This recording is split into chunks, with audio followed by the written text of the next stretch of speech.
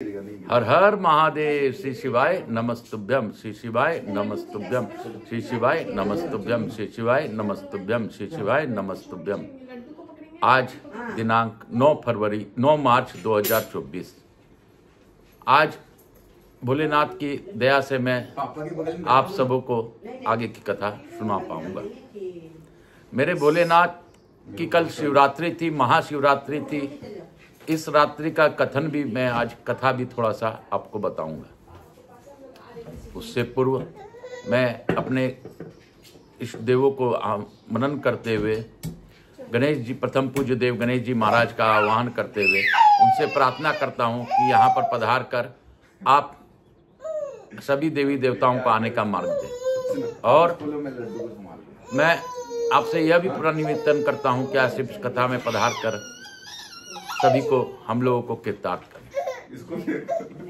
हे गणेश जी महाराज, यहाँ के स्थान देवता, वास्तु देवता, ग्राम देवता, समस्त देवी देवता, हमारी कुल देवी के सरस्वती माता, समस्त देवी देवताओं का आह्वान करता हूँ इस कथा में श्रवण आकर पधार कर श्रवण कर हमें कृतार्थ करें। मैं अपने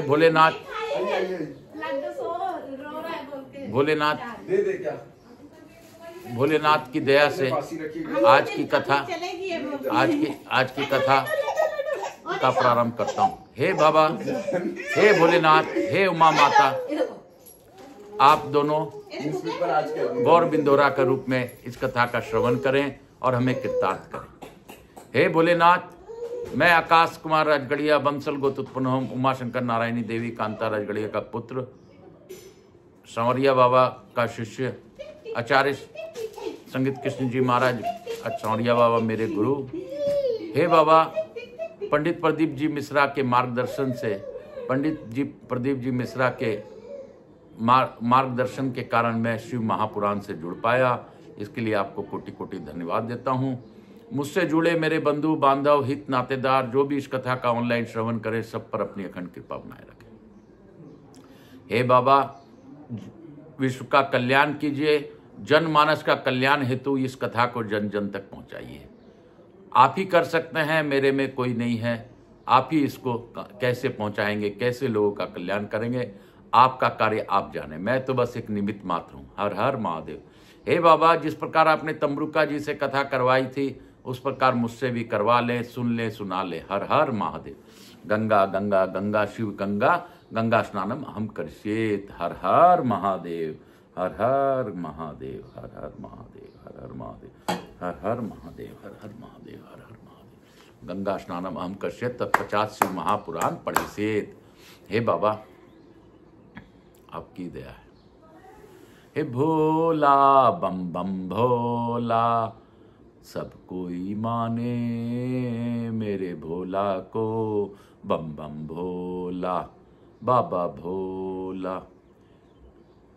हे बाबा, सबका दुख काटो आज। है शंभो, सबका दुख काटो आज। हे विश्वनाथ, सबका दुख काटो आज। हे शंभो, सबका दुख काटो आज।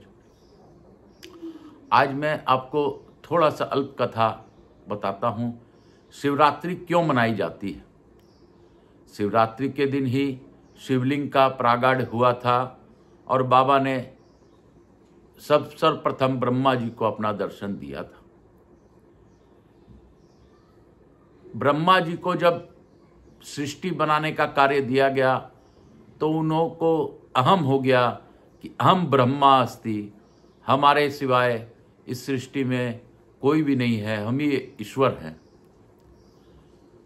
उन्होंने अपनी बात किसको बताई? यह सोचकर विष्णु जी को बताई। विष्णु जी बोले कि आपसे बड़ा मैं हूँ, आप मेरे नाभि कमल से निकले हैं, यानी मैं आपके पिता के तुल्य हूँ। दोनों ही में विवाद हो गया। बहुत देर तक विवाद होते होते अचानक एक तो बोला, इस जगत का पिता कौन है? तो ब्रह्मा जी को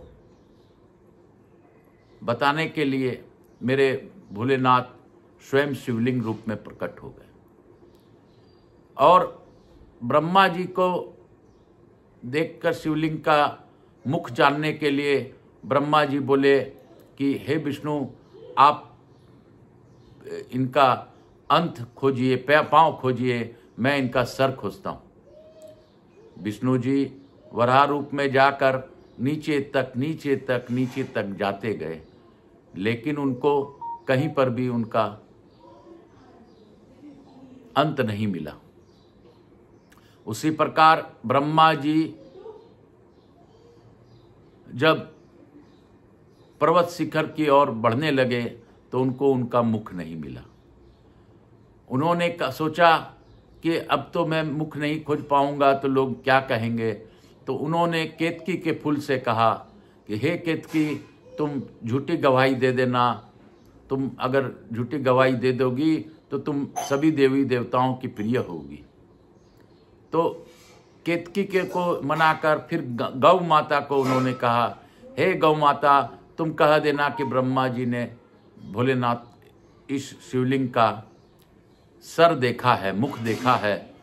ऐसा कहोगी तो तुम्हें प्रथम रोटी प्राप्त होगी। ऐसा कहकर ब्रह्मा जी ने, विष्णु जी जब आए तो विष्णु जी ने से पूछा, आपको इनका पैर मिला? तो विष्णु जी ने कहा कि नहीं, मैं बहुत नीचे तक गया, लेकिन मुझे इनका अंत पांव नहीं मिल पाया। तब ब्रह्मा जी से विष्णु जी ने पूछा, आपको इनका सिर मिला? विष्णु जी बोले, हाँ मिला। नहीं विश्वास है तो केतकी के फूल से पूछ लो। और केतकी ने भी कहा कि हाँ सर मिला। तो गौ माता से भी पूछने के लिए कहा ब्रह्मा जी ने, तो गौ माता ने भी कहा कि हाँ सर मिला। तो इस प्रकार भोलेनाथ रुष्ट हो गए और ब्रह्मा जी को मारने के लिए गए। बोले, तुम झूठ बोल रहे हो। और झूठ बोलने के कारण भगवान उन पर उद्यत हुए।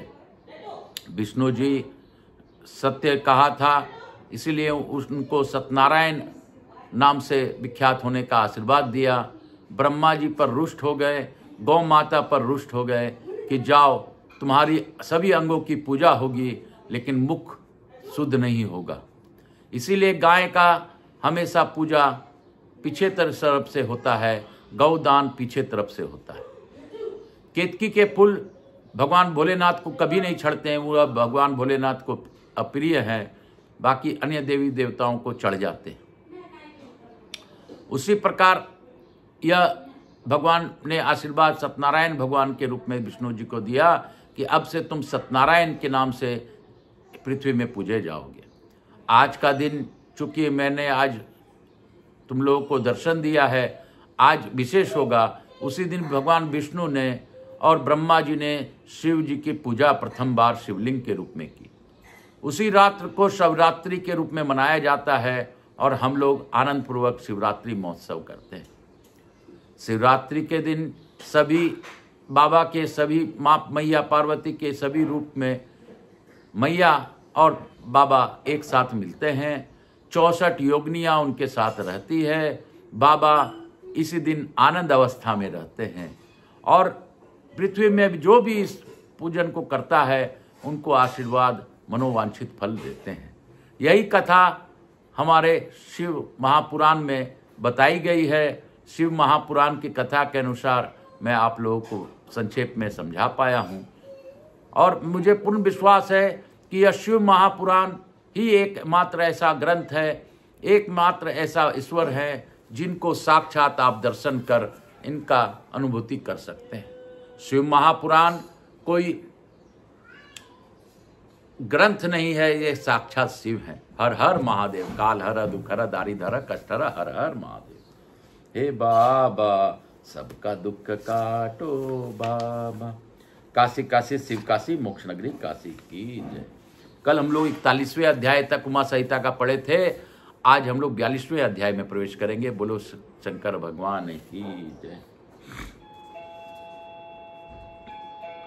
भीष्म जी बोले, हे मार्कंडेय जी, हे महाप्राज्ञ, हे पितृ भक्तों में श्रेष्ठ, हे मुनि श्रेष्ठ, इसके अनंतर क्या हुआ कृपया आप बताइए। मार्कंडेय जी बोले, तदुपरांत उनका जन्म मानसरोवर के हंसों के रूप में हुआ। वे मानसरोवर में विचरण करने वाले सातों पंछी धर्म योग में तत्पर हो पवन तथा जल का आहार करते हुए अपना शरीर सुखाने लगे। इधर नीप देश का वह राजा उन पंछियों को योगचर्या को देखकर योग धर्म की प्राप्ति की अभिलाषा करता हुआ अंतपुरी की स्त्रियों के साथ नंदन वन में इंद्र के साथ क्रीड़ा कर भार्या सहित अपना नगर को चला गया। उसका अनु नामक परम धर्मात्मा पुत्र था। उस पुत्र को राज पर स्थापित करके उसने वन की ओर प्रस्थान किया और जहाँ वे सहचरी हंस पंछी थे वहीं पर वह महातपस्वी निराहार रहकर वायु भक्षण करते हुए तप करने लगे। उससे विभाजित होने के कारण वह वन योग सिद्धि प्रदायक वेबराज नाम से विशेष प्रसिद्ध हुआ। वहीं पर योग धर्म में तत्पर उन चारों पंछियों ने तथा योग में भ्रष्ट शेष 3 पंछियों ने अपने शरीर का त्याग किया। पुनः वे कापिल्य नगर नामक नगर में ब्रह्मदत्त आदि नाम वाले 7 निष्पाप महात्मा हुए। इनमें 4 को तो अपने पूर्व जन्म की स्मृति बनी रही, किंतु शेष 3 पूर्व जन्म की स्मृति को नष्ट हो जाने से मोह में पड़ गए। उनमें स्वतंत्र नामक चक्रवाक महातेजस्वी अनु के पुत्र ब्रह्मदत्त नाम से विख्यात हुआ। छिद्रदर्शी और सुनेत्र पूर्व जन्म में उसके साथ रहने के कारण उसी नगर में वेदांग पारगामी पंचाल तथा पुंडरीक नाम वाले क्षेत्रीय पुत्र हुए। पंचाल वृक्ष अर्थात ऋग्वेदी था और आचार्य तत्व करता था। पुंडरीक तो वेदों का ज्ञाता होने से छंदों गान करने वाला और अर्धवायु हुआ। इधर राजा ने अपने पुत्र ब्रह्मदत्त को पाप रहित देखकर उसका राज्याभिषेक करके परम गति प्राप्त की। पंचाल और पुंडरीक के भी पिता ने अपने दोनों पुत्र को राजा के मंत्री पद पर अभिषिक्त कर वन में जाकर परम गति प्राप्त की है। हे भारत, ब्रह्मदत्त की सन्निति नामक भार्या थी। वह अपने पति में अन्य भाव से रमन करती थी। हे राजन, सहचारी चारों चक्रवाक उसी कापिल्य नगर में किसी दरिद्र क्षेत्रीय के पुत्रों के रूप में उत्पन्न हुआ। धूत्रिमान, सुमहात्मा, तत्वदर्शी और निरुत्सुक उनके नाम थे। ये सभी चारों वेद अध्ययन संपन्न और संसारिक दोषों के ज्ञाता थे। एक समय इन योग निरत सिद्ध पुरुषों में परस्पर विचार किया और अपना कल्याण करने के लिए वे शिव जी के चरण कमल में प्रणाम कर प्रस्थान करने लगे। उसी समय पिता के द्वारा रोके जाने पर उन सभी ब्राह्मणों ने अपना पिता से कहा, हम आपकी आजीविका की व्यवस्था किए जा रहे हैं जिससे आपका निर्वाह हो जाएगा। आप मंत्रियों सहित निष्पाप ब्रह्मदत्त राजा के पास जाकर मान अर्पण उस श्लोक को सुना देना। इस श्लोक से हर्षित हुआ राजा उन अनेक ग्राम तथा नाना प्रकार की भोग सामग्री देगा। इस प्रकार कहकर वे अपने पिताजी की पूजा कर और योग धर्म प्राप्त कर परम शांति अनुभव करने लगे। उन चारों के पिता भी अपने महात्मा पुत्रों के द्वारा कहे गए श्लोक का अध्ययन कर कृत हो गए। उसने राजा के पास जाकर मंत्रियों की उपस्थिति में उस श्लोक को सुनाया।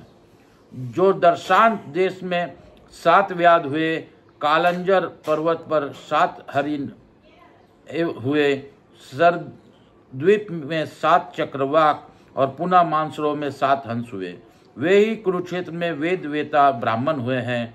4 तो आपने अपना रास्ता पार कर चुके, अब 3 शेष तुम लोग क्यों इस जगत के दुर्गम मार्ग में भटक रहे हो। इतना सुनते ही राजा ब्रह्मदत्त उसी क्षण मोहित हो गया।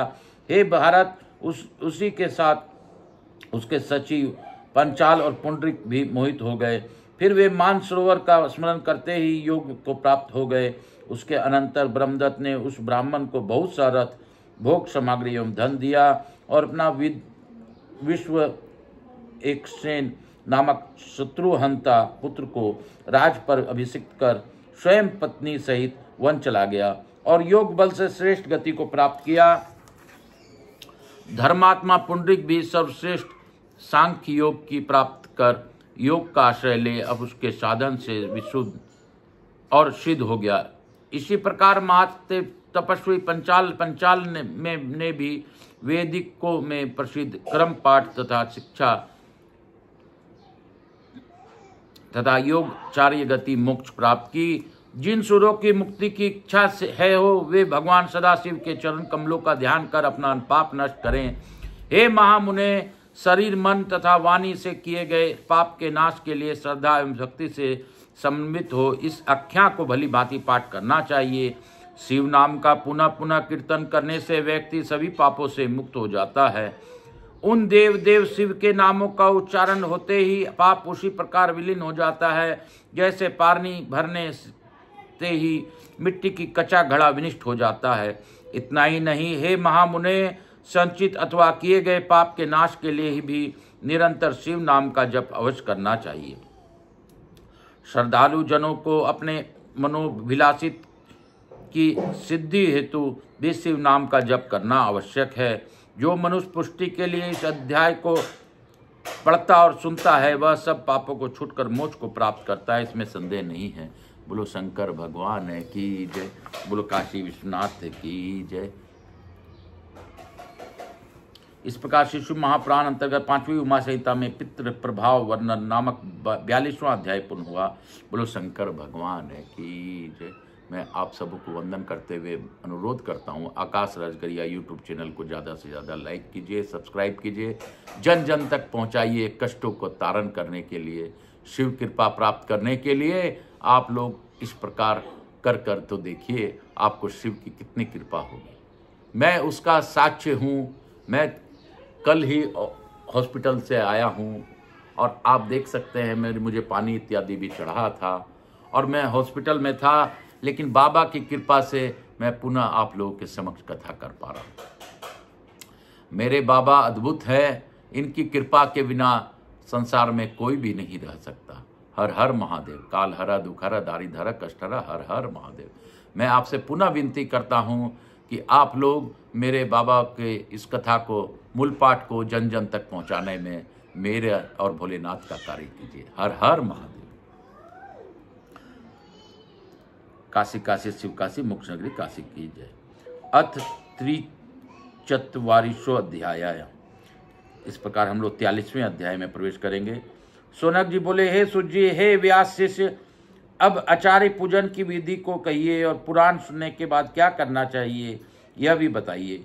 सूत जी बोले, इस सर्वोत्तम कथा को सुनकर भक्ति पूर्वक श्रवादि आचार्य का पूजन करना चाहिए और प्रसन्नता पूर्वक उन्हें दक्षिणा देनी चाहिए। उसके अनंतर बुद्धिमान को चाहिए कि पुराण वक्ता को नमस्कार कर विधि पूर्वक हाथ एवं कानों के आभूषण और रेशमी तथा सूती वस्त्रों से उनका पूजन करें। शिव पूजा समाप्त हो जाने पर स्वत्सा गो का दान करें। उसके बाद वह सुधी एक पल स्वर्ण से सिंहासन बनवाकर उस पर वस्त्र बिछाए और उस आसन पर सुंदर अक्षरों से लिखे हुए शुभ ग्रंथ को स्थापित कर आचार्य को प्रदान करे। ऐसा करने से वह संसार के बंधनों से मुक्त हो जाता है। हे महामुने, महात्मा कथावाचक को यथाशक्ति ग्राम, गज, घोड़ा एवं अन्य सभी वस्तुएं भी देनी चाहिए। हे सोनक, विधि पूर्वक भली भांति सुना हुआ यह पुराण फलदायी कहा गया है, यह मैं सत्य कह रहा हूँ। अतः हे मुने, वेदार्थ से युक्त पुण्यप्रद तथा श्रुति के हृदय रूप पुराण को भक्ति पूर्वक विधान के साथ सुनना चाहिए। इति श्री शिव महापुराणे पंचम उमा संहितायाम व्यास पूजन प्रकारो नाम 43वां अध्याय। इस प्रकार से शिव महापुराण के अंतर्गत 5वीं उमा संहिता में व्यास पूजन प्रकार नामक 43वां अध्याय पूर्ण हुआ। बोलो काशी काशी शिव काशी मोक्ष नगरी काशी की जय। मोक्ष नगरी काशी की जय। आज मैं गुरु आज्ञा लेकर यहीं पर कथा विराम दूंगा।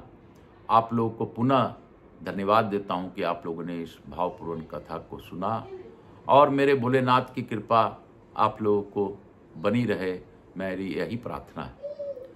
शिव के नाम का सानिध्य सच में इतना अद्भुत है कि इस ग्रंथ में कहा गया है, शिव के बार बार नाम के उच्चारण से ऐसा कोई पाप नहीं है जो इस पृथ्वी में आप मुक्त नहीं हो सकते।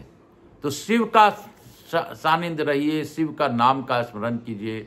शिव सानिध्य में रहने से, शिव के नाम स्मरण करने से आपके सभी कष्ट दूर हो जाएंगे। इसमें कोई संशय नहीं है और संशय करना भी नहीं चाहिए।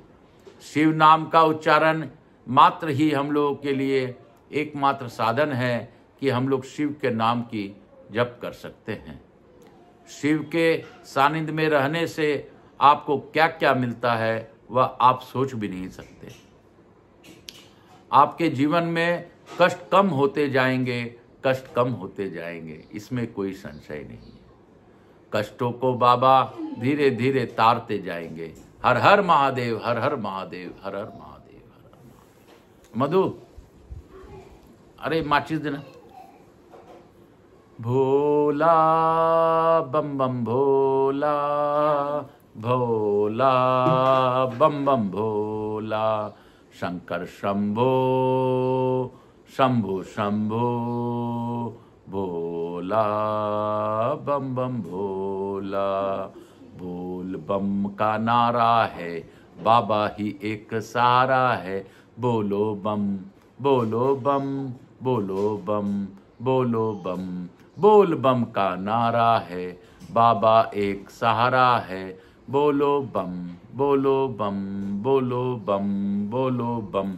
नाच के बम, गा के बम, बोलो बम, बोलो बम, बोलो बम, बोलो बम, बोलो बम, बोलो बम। नाच के बम, गा के बम, बोलो बम, बोलो बम। नाच के बम, गा के बम, बोलो बम, बोलो बम, बोलो बम, बोलो बम। हर हर महादेव, बम बम शंभो शंभो, हर हर महादेव। शिव शंभो शंभो, हर हर महादेव शंभो शंभो, हर हर महादेव शंभो शंभो, हर हर महादेव शंभो शंभो, हर हर महादेव शंभो शंभो, शंभो शंभो, हर हर महादेव। शिव शंभो शंभो, हर हर महादेव, शिव शंभो शंभो। लघु आरती हम लोग करेंगे। कर्पूर गौरम करुणावतारम, संसार सारम भुजगेन्द्रहारम, सदा वसंतम हृदयारविंदे, भवम भवानी सहितं नमामि। श्री राम जय राम, जय जय राम, श्री राम जय राम, जय जय राम। यहाँ के स्थान देवता, वास्तु देवता, समस्त देवी देवताभ्यो नमो नमः। मातृदेवी व पितृदेव व सब पितृदेवताभ्यो नमो नमः। मातृदेवी व पितृदेव व सब पितृदेवताभ्यो नमो नमः।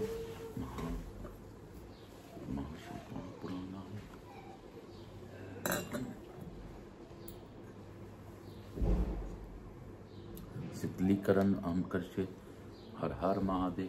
समस्त देवी देवताभ्यो नमो नमः। मातृदेवी व पितृदेव व सब पितृदेवताभ्यो नमो नमः। मातृदेवी व पितृदेव व सब पितृदेवताभ्यो नमो नमः। मातृदेवी व पितृदेव व सब पितृदेवताभ्यो नमो नमः। मैं गणेश जी महाराज, लक्ष्मी जी महाराज, रिद्धि सिद्धि शुभ लाभ कुबेर जी महाराज से अनुरोध करता हूँ कि हमारे यहाँ रहकर सब पर अपनी अखंड कृपा बनाए रखें। आवाज समस्त देवी देवताओं से अनुरोध करता हूँ कि हमें आशीर्वाद प्रदान कर अपने स्थान को गमन करें, पुनः बुलाने पर पधार कर हमें आशीर्वाद प्रदान करें।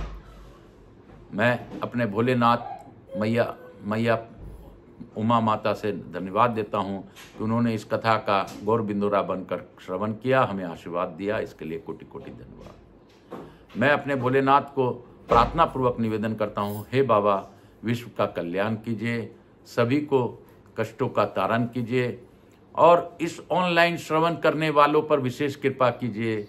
और हे बाबा जिस प्रकार आपने सबकी रक्षा की है, सबकी मनोकामना पूर्ण की है, उस प्रकार इस कथा को श्रवण करने से सभी का मनोकामना पूर्ण हो, सभी का कल्याण हो और सभी को मनोवांछित फल प्रदान करें बाबा, जिससे कि उनके कष्ट कम हो सके। सबको निरोगी काया दें और सबसे उत्तम धन निरोगी काया। हर हर महादेव। काल हर दुखहर दारिधर कष्टहर, हर हर महादेव, हर हर महादेव, हर हर महादेव, हर हर महादेव। भोला गम बम बम भोला, हर हर महादेव। बोल बम का नारा है, बाबा एक सहारा है। हर हर महादेव, हर हर महादेव, घर घर महादेव, हर हर महादेव, घर घर महादेव, घर घर महादेव, घर घर महादेव, हर हर महादेव।